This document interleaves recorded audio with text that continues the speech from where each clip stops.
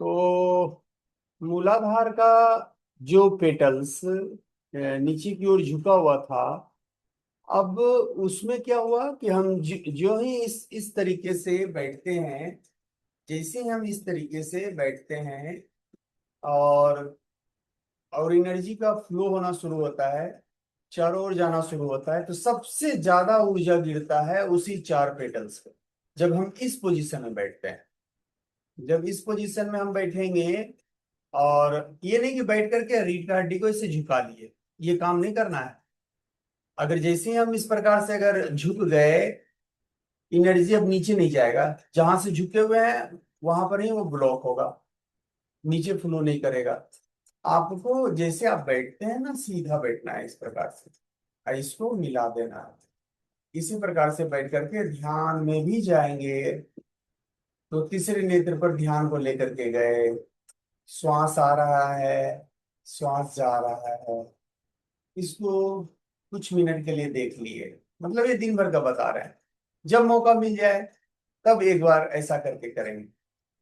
अब ये ऊर्जा का जो मात्रा इसमें अगर हम बार बार इसको दे रहे हैं, प्राण शक्ति को बार बार वहां पहुंचा रहे हैं, संजीवनी शक्ति को बार बार वहां पहुंचा रहे हैं, तो जब ये प्राण शक्ति जाएगा, संजीवनी शक्ति जाएगा, तो इसका काम क्या है?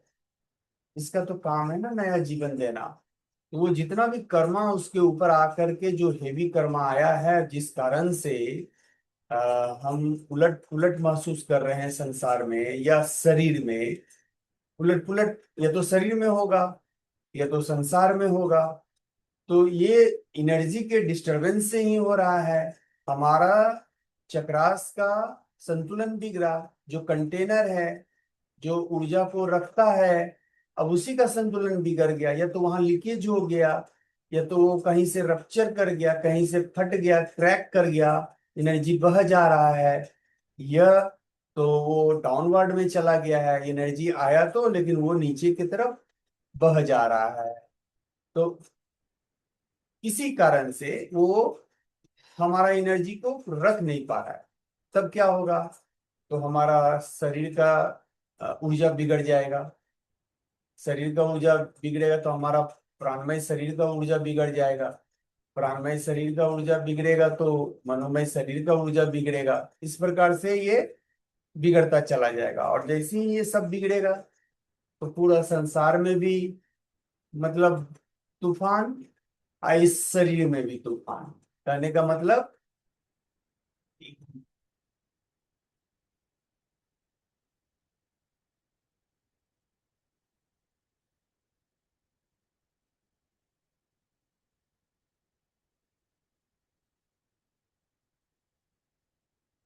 कहने का मतलब क्या? तो कहने का ये मतलब हुआ कि हम संसार में अच्छा महसूस नहीं करेंगे, शरीर हमारा बीमार होगा। मूलाधार में ऊर्जा टिका नहीं, मूलाधार में ऊर्जा ठहरा नहीं। अब उस कारण से क्या हुआ कि वो चारों पेटल्स तहस नहस हुए। जहां तहां से उसमें टूट फूट हुआ, जहां तहां से पंचर लगा, एनर्जी जहां तहां से लीक कर रहा है। अब क्या होगा? सबसे पहला जब मूलाधार बिगड़ेगा तो उसका लक्षण क्या है कि हमको सबसे ज्यादा फिर डर लगने लगेगा, बेवजह का डर लगेगा। कहीं कुछ हो नहीं रहा है, कहीं कुछ जा नहीं रहा है, कहीं कुछ नहीं हो रहा है, लेकिन हम डर रहे हैं कि ये ना हो जाए, वो ना हो जाए। कहीं अगर ऐसा नहीं हुआ तो फिर क्या हो जाएगा? मतलब बेवजह का आप डरना शुरू कर देंगे। आप चाहेंगे बहुत संतुलित रहना, प्रयास बहुत करेंगे, लेकिन वो हो ही नहीं पाएगा कि वहां ऊर्जा ही नहीं है, वो सारा पेटल्स डाउनवर्ड में है। तो मन को बहुत समझाएंगे, मन को बहुत कहेंगे, बहुत सारा चीज मतलब जो भी करना है करेंगे, लेकिन वो होगा नहीं। होगा कैसे? वहां ऊर्जा ही नहीं टिक रहा है। हम तो प्रयास कर रहे हैं ऊर्जा टिकाने का, वो सारा क्रिया कर रहे हैं, लेकिन ऊर्जा आ रहा है क्रिया करने से, क्रिया कर रहे हैं तो ऊर्जा आ रहा है, लेकिन वो टिक नहीं रहा है क्योंकि वहां लीकेज है। अब वहां लीकेज है तो फिर तो ऊर्जा टिका नहीं, ऊर्जा ठहरा नहीं। तो उसका जो विपरीत चीज है वो हावी हो गया, वो फिर हमें डराता है, वो हमें फिर मतलब जितना भी निगेटिव चीज है ना वो ऊपर आ जाता है। और वो जब ऊपर आ जाता है तो फिर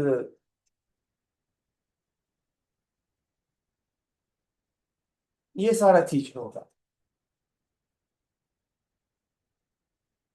बेवजह का झगड़ा होगा, बेवजह का झगड़ा होगा, कुछ कारण नहीं रहेगा। लेकिन क्या होगा ना कि बात बात में झगड़ा हो जाएगा। ऊर्जा संतुलित नहीं है, ऊर्जा टिक ही नहीं रहा है, ऊर्जा का मात्रा नहीं है। आप में लेने का क्षमता है, आप ले रहे हैं बहुत, लेकिन अगर यहाँ ये सब अगर इशू है तो फिर वहां पे दिक्कत है। अब जैसे आप भद्रासन में जाते हैं तो उसमें क्या होता है कि बहुत तेज गति से, बहुत बृहत मात्रा में ऊर्जा का जमाव मूलाधार पे होता है। तो उस क्रिया के दरमियान में क्या होगा कि बहुत सा रिपेयरिंग, यानी कि जो बहुत सा टूट फूट है वो रिपेयर प्राकृतिक रूप से परमात्मा की ओर से वो होना शुरू हो जाता है, प्राकृतिक रूप से। तो इस क्रिया में जाने से वो सारा चीज धीरे धीरे संतुलित होने लगता है और ऊर्जा टिकना शुरू हो जाता है। और फिर आ, हमारा जो डर है, जो भय है, क्रोध है, लोभ है, मोह है, अहंकार है, ये सब गिर जाता है। जब हमारा मूलाधार पूरा पैक हो जाए, कहीं से कोई लीकेज ना हो और वो कंटेनर बड़ा हो जाए, ऊर्जा का मात्रा भरा रहे, तब कैसे समझेंगे? तो ऐसे समझेंगे कि अब आप में क्रोध आता ही नहीं है। आगे के रिएक्शन में, आप आगे के एक्शन में आप रिएक्शन में जाते ही नहीं है, यानी कि जो क्रिया आपकी ओर आया, आप उस क्रिया के प्रभाव में जाकर के आप प्रतिक्रिया में नहीं जाते हैं। ये मूलाधार का मेन गुण बता रहे हैं। आप प्रतिक्रिया देंगे जरूर, लेकिन अपने ही प्रभाव में आप प्रतिक्रिया देंगे। यानी कि आगे से जो क्रिया आया उसको आप सुन लिए, समझ लिए, तुरंत उसमें नहीं गए, ये संकेत है कि आप उसके प्रभाव में प्रतिक्रिया नहीं दिए थे। आप ठहरे, ठहर करके जब आप प्रतिक्रिया दिए तो इसका मतलब है कि आप अपने ऊर्जा के प्रभाव में अब प्रतिक्रिया दिए, जो कि बहुत ही पावरफुल होता है। और इसी प्रकार से प्रतिक्रिया को देना चाहिए, होगा और क्या। अब आप में क्रोध तो उठेगा नहीं, आएगा ही नहीं। उठेगा फिर क्या? आप आनंद में रहिएगा, प्रेम में रहिएगा, आप हमेशा अच्छा अच्छा महसूस करते रहिएगा। कुछ हो नहीं रहा है कुछ अलग से, ये नहीं कि आज बहुत विशेष हो गया इसीलिए आज हम बहुत खुश हो गए, या आज कुछ विशेष चीज या जो चीज चाह रहे थे वो चीज मिल गया तो इसलिए हम खुश हो गए। उसका प्रभाव नहीं है, मिले नहीं, जैसा कल था वैसा ही आज है। लेकिन कल और आज इसमें फर्क एक बात का है कि कल हम दुखी थे उसी इंफ्रास्ट्रक्चर पे और उसी वातावरण और उसी लोगों के बीच, लेकिन आज, आज हम बहुत ही खुश हैं, आनंद में हैं। वही सेम इंफ्रास्ट्रक्चर है और वही सारे लोग हैं, उन्हीं के बीच में है। व्यवहार उन सभी लोगों का सेम है, पहले ही जैसा है, कल जैसा व्यवहार था वो आज भी वैसा ही है। लेकिन हम में अंतर आ गया, हम में परिवर्तन आ गया। हम पहले जैसा नहीं रहे, हम बदल गए। हम पहले प्रतिक्रिया में थे, हमारा एनर्जी ड्रेन कर रहा था और हम जो है कि तुरंत संसार के प्रभाव में आकर के खुद को काफी दुखी कर लेते थे। अब बदल गए, अब ऊर्जा का बदलाव हुआ, अब हमारा मूलाधार पुष्ट हुआ, मूलाधार मजबूत हुआ, हमसे भय निकल के भागा, हमसे डर निकल के भागा और हम में काम क्रोध बचा नहीं।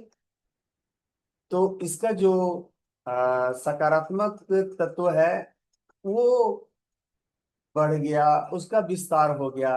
तो अब हम आनंद में आ गए, तो हमें परिवर्तन हो गया और अब हमको वही संसार बहुत अच्छा लग रहा है, वही लोग काफी अच्छे लग रहे हैं। पहले वही लोग वो बात करते थे तो अच्छा नहीं लगता था, आज वही लोग वही सेम बात कर रहे हैं, लेकिन हम उसको उसमें हम अच्छा महसूस कर रहे हैं।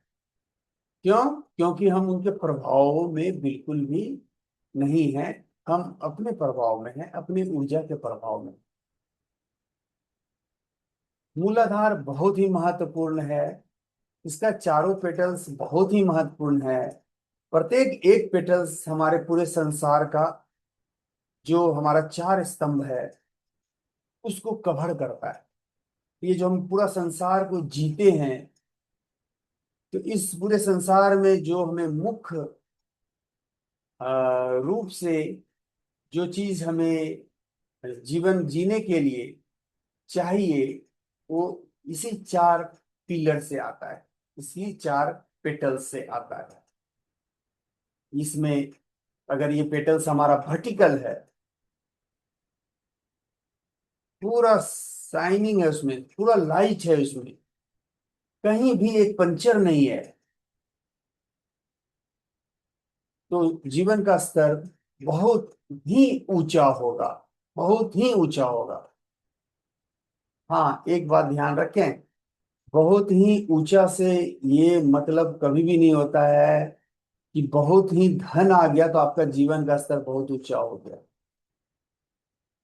धन एक भाग है, धन एक ऊर्जा है जो जीवन में रहना चाहिए, जरूर रहना चाहिए, और प्रचुर मात्रा में रहना चाहिए। क्योंकि धन भी एक ऊर्जा है और ये बहुत ही काम का चीज है, क्योंकि इसके बिना आप संसार आप जी नहीं सकते हैं। तो ये काम का चीज है, ये हमारे जीवन में आना चाहिए, प्रचुर मात्रा में आना चाहिए। लेकिन इससे कई एक गुना, लाख गुना, करोड़ गुना आप कह लें, ज्यादा और भी तत्व है जो कि पावरफुल है। तो हमें उस पर मुख्य रूप से फोकस करना चाहिए और वो चीज आपके जीवन में आना चाहिए। जब आपका मूलाधार संतुलित हो जाएगा, चारों पेटल्स बिल्कुल अपने जगह पर रहेगा और वर्टिकल रहेगा, और उसमें ऊर्जाओं का सारा स्रोत खुला हुआ रहेगा, तब आप और आपका शरीर जो है वो सबसे पहले एकदम पूर्ण रूप से स्वस्थ होगा। आपका सबसे पहले जो है हड्डी वो बहुत ही मजबूत हो जाएगा, आपका जो मसल्स है वो मसल्स काफी स्ट्रांग हो जाएगा, और कमर से नीचे का भाग वो काफी मजबूत हो जाएगा। अब पूरा शरीर स्वस्थ होना शुरू हो जाएगा, पूरा शरीर स्वस्थ होगा। लेकिन और शरीर का जो ऑर्गन्स है वो और चक्रास के द्वारा कंट्रोल किया जाता है, लेकिन मूलाधार बेस होता है जहां से कि पूरे शरीर में ऊर्जा का संचार होता है। तो मूलाधार को प्रत्येक दिन सबसे ज्यादा फोकस करना है। मूलाधार में हम लोग गणपति को ध्यान करते हैं। क्यों ध्यान करते हैं? क्योंकि उसमें से एक पेटल्स है जहां पे गणपति का वास होता है, और वहां पर ही क्रिएटिव एनर्जी, एनर्जी तो सेम होता है। एनर्जी में जब उसे एक दिशा दिया जाता है तो उसका स्वभाव उस दिशा पर जो आपका गोल है उसके अनुसार उसका स्वभाव बनता है। अब इस तरीके से समझिए कि ऊर्जा तो वही है, एक ऊर्जा से किसी चीज का निर्माण किया जा रहा है। अब निर्माण किया गया, जैसे गाड़ी बनाया गया, अब गाड़ी बनाने में जो एनर्जी है तो वो बनाया जा रहा है ना, उसका निर्माण किया जा रहा है। तो यहाँ पर ऊर्जा जो खर्च हुआ, उस ऊर्जा को हम बोलेंगे कि ये निर्माण किया गया, इसको बनाया जा रहा है। अब बना लेने के बाद निर्माण का एनर्जी तो खत्म, गाड़ी बन गया। अब उस निर्माण एनर्जी का कोई वहां पे मतलब नहीं बनता है, क्योंकि वो तो निर्माण कर दिया ना, वो तो क्रिएट कर दिया। अब एनर्जी का यहाँ पे दूसरा स्वरूप आएगा कि गाड़ी चलना चाहिए, तो गाड़ी चलना चाहिए तो उसके लिए एनर्जी का स्वरूप बदलेगा। अब वो चलाने, जो गाड़ी को चला रहा है, वो ऊर्जा, उसका स्वभाव क्या है? उसका स्वभाव है उसको चलाना, तो वो सिर्फ उसको चलाएगा ही, वो निर्माण नहीं कर सकता है। गाड़ी बना हुआ है, यानी निर्माण हुआ हुआ गाड़ी है। अब वो ऊर्जा जब उसमें प्रवाह होगा तो वो गाड़ी चलने लगेगा। तब तक चलता रहेगा जब तक वो ऊर्जा उसमें प्रवाहित होता रहे। अब गाड़ी नहीं चाहिए, अब गाड़ी को, उस गाड़ी को अब हम हमेशा के लिए हटाना चाहते हैं, क्योंकि दूसरा गाड़ी, तीसरा गाड़ी, और भी गाड़ी आ रहा है। तो अब इस गाड़ी को हमको समाप्त करना है, यानी कि हमेशा के लिए खत्म करना है। तो अब इसको समाप्त करने के लिए एक ऊर्जा अलग चाहिए, उसका स्वभाव सिर्फ उसको खत्म करने का होगा, नष्ट करने का होगा। वो काम सिर्फ नष्ट का ही करेगा, हमेशा के लिए मिटाने का ही करेगा। तो अब जो उसमें ऊर्जा प्रवाह हुआ, वो गाड़ी धीरे धीरे वो नष्ट होना शुरू हो गया, क्योंकि उसमें हम नष्ट का ऊर्जा प्रवाह कर रहे हैं। अब वो बिल्कुल ही समाप्त हो गया, खत्म हो गया, विलुप्त हो गया। हमारे जीवन में इसी तीन स्वरूप में ऊर्जाओं का लगातार आना और जाना हो रहा है। शरीर में अगर कष्ट आ गया है तो इसको मिटाना है, खत्म करना है।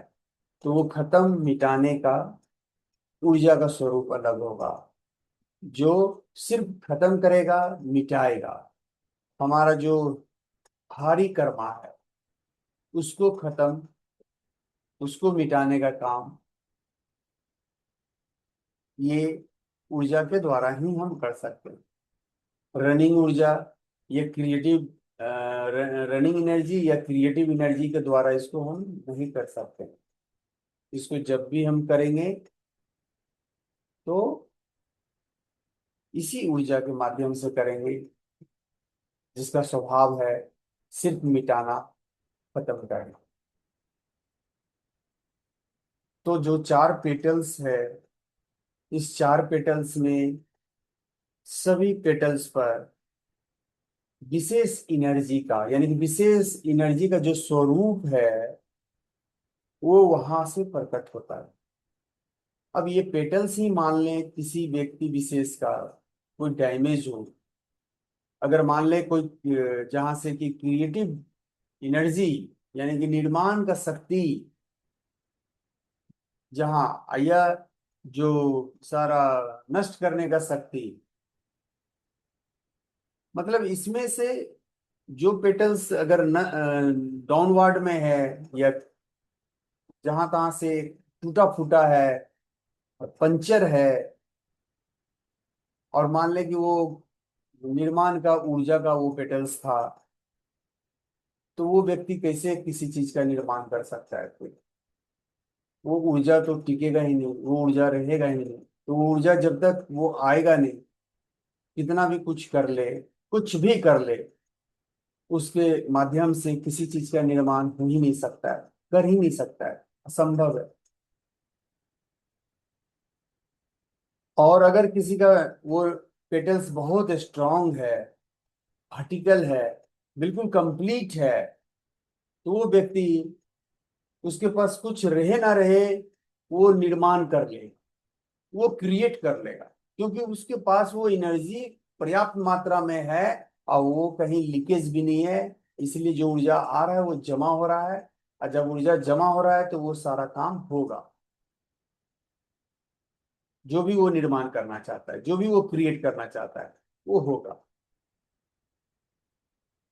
अब एक पेटल्स है जहाँ की नष्ट यानी समाप्त किया जाता है, जो अनवांटेड चीज है उसको मिटाया जाता है। अब मान ले उस वो पेटल्स डैमेज है, वहां ऊर्जा नहीं टिक रहा है, वहां लीकेज है, तो वो व्यक्ति कुछ भी अगर हटाना चाहता है अपने जीवन से, उसको खत्म करना चाहता है अपने जीवन से, तो बताएं कि कैसे होगा। आप समझें इस चीज को कि जब ऊर्जा ही नहीं है खत्म करने का, तो खत्म आप कैसे कर पाएंगे।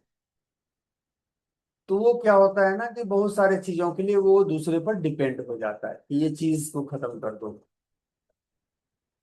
जैसे कि शरीर में ही अगर कोई प्रॉब्लम आया, तो वो फिर बाहर डिपेंड हो जाएगा, डॉक्टर से, दवाई से, या जो भी और भी चीज है उस पर, कि आप इसको खत्म कर दो। उसका खुद का जो ऊर्जा है वो है ही नहीं, तो वो खत्म उसको कर ही नहीं पाता है। और जिसका वो मजबूत है, वो डिपेंड नहीं होगा, किसी पर डिपेंड नहीं होगा, अब कभी भी डिपेंड नहीं होगा। तो बात तो यहाँ पर ये है ना कि हम क्या कर रहे हैं, हम बाहर भाग रहे हैं, बाहरी चीजों को पकड़ रहे हैं, और ये सोच रहे हैं कि बाहर का ही चीज महत्वपूर्ण है, और उसको ही सब इकट्ठा कर लो, जमा कर लो, बस लाइफ बहुत अच्छा हो जाएगा। ठीक है, कर लो।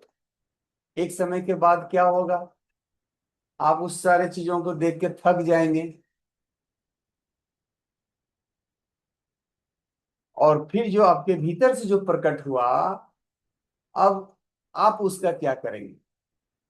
भीतर से प्रकट का कहने का मतलब शरीर में शरीर का क्षमता घट गया, शरीर में अनेक व्याधि आ गया, रोग आ गया, कष्ट आ गया, उसका क्या करेंगे फिर। तो क्यों ना हम वो काम करें जो सत्य की ओर हमें लेकर के जाता है। क्यों ना हम प्रत्येक दिन ऐसा जिए जिसका आधार ही सत्य की ओर हो। क्यों ना हम अपने जीवन का शुरुआत हमेशा उस परमात्मा के साथ ही करें, यानी जब आंख हम सुबह खोलें तो परमात्मा के साथ ही खोलें, और हमेशा महसूस करें कि वो जो परम है वो आपके साथ ही सब जगह है, और वो वास्तविक में आपके साथ ही सब जगह है। आप जिधर भी जा रहे हैं आपके भीतर में, आपके साथ में ही है वो, आपके भीतर भी है वो, इतना विराट है कि आपके भीतर, आपके बाहर, सब जगह वही।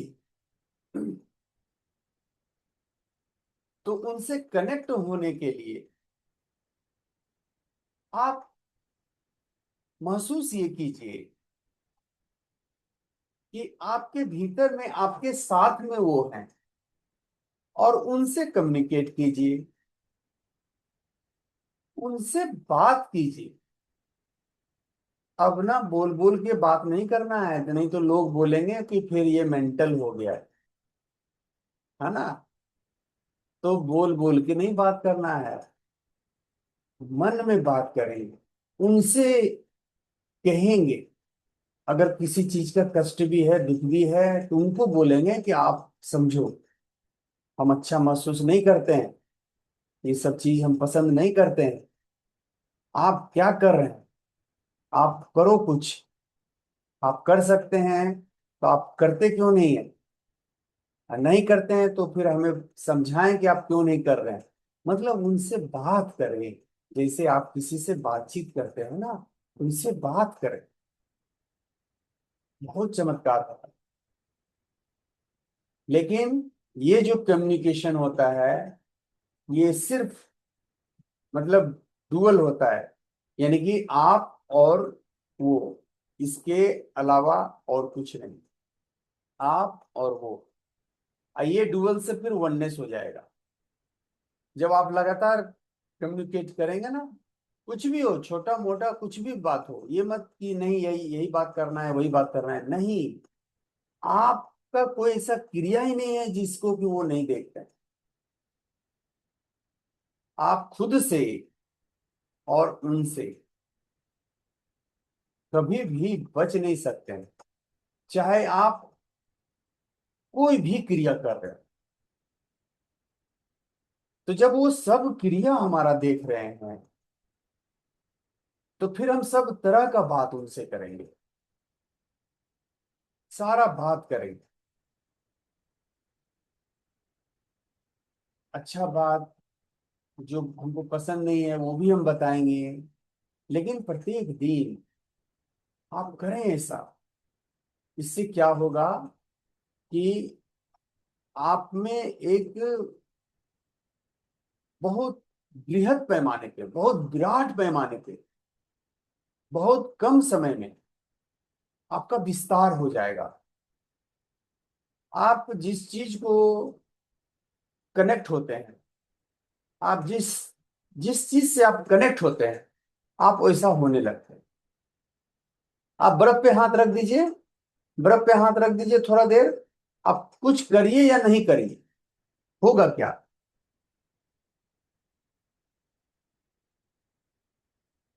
अच्छा, आज तो बहुत टाइम हो गया। कोई बात नहीं।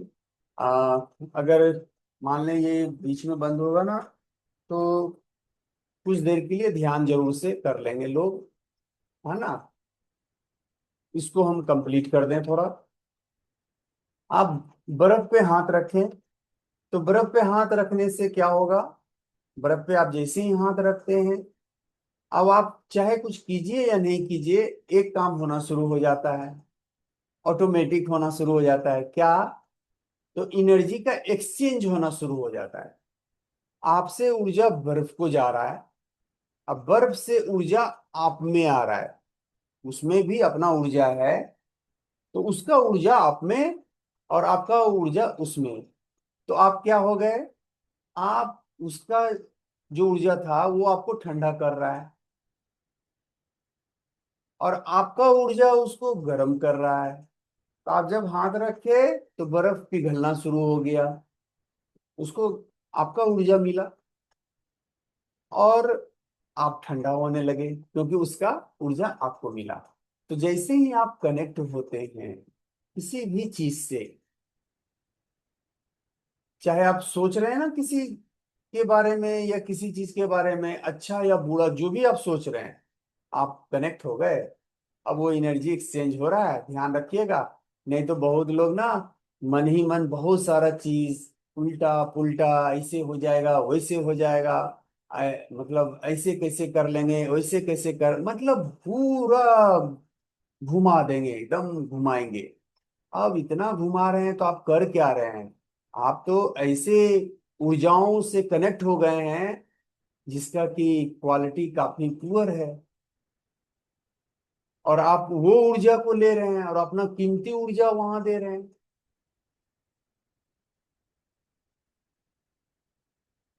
जब कभी भी मन में ऐसा भाव, मन में ऐसा विचार है, तुरंत डिस्कनेक्ट हो, तुरंत से मंत्र का जाप करें, या कुछ ऐसा करें जिससे कि वहां से ध्यान हट जाए, या श्वास पर ध्यान को ले आए। कोशिश करें कि आप ऐसी जगह लगातार कनेक्ट रहें जहां ये आपसे ज्यादा, यानी आपका जो ऊर्जा है उससे ज्यादा, यानी हायर, वहां पे वो एनर्जी हो, तब आपका ग्रोथ होगा। और अगर आप अपने से लोअर में कनेक्ट हो रहे हैं, तो आप जहां हैं वहां रहेंगे, बल्कि आपका एनर्जी जाएगा तो आप थकान महसूस करेंगे। अब आगे हम नहीं आज बढ़ेंगे इसमें, क्योंकि आगे हम बताएंगे तो फिर बहुत घंटों घंटों लग जाएंगे। अब यहाँ पर बस यही कि भद्रासन में जब भी मौका मिले आप उस आसन में बैठ जाएं। अब कुछ देर के लिए ही बैठें, लेकिन लगातार मूलाधार को मजबूत करें। मूलाधार का मजबूत होना बहुत ही जरूरी है। अब सीधे हम लोग ध्यान में चलते हैं, है ना। सीधे सीधे ध्यान में चलते हैं। अब बैठ जाएं आसन में। आंख को बंद कर लें। हाथों के बाएं हाथ के ऊपर दायां हाथ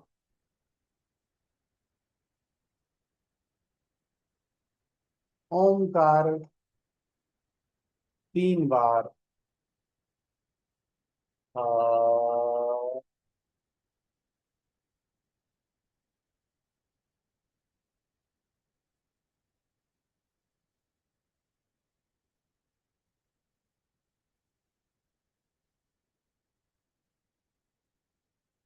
आ,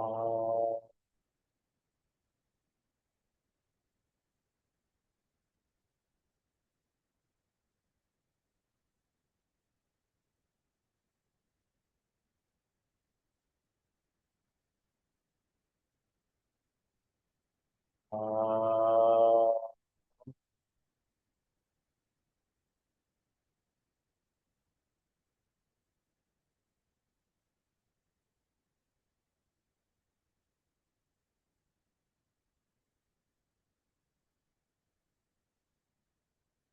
हे शिव शक्ति, आप अपने संजीवनी शक्ति का प्रवाह तेज करो और हमें पूर्ण करो। आ,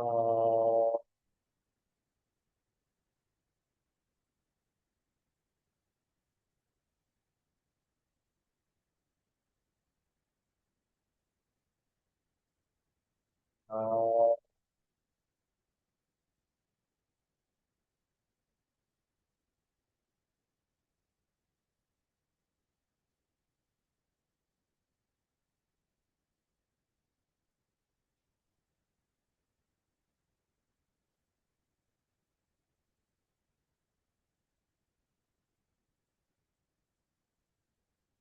पूरा ध्यान तीसरे नेत्र पर। श्वास आ रहा है,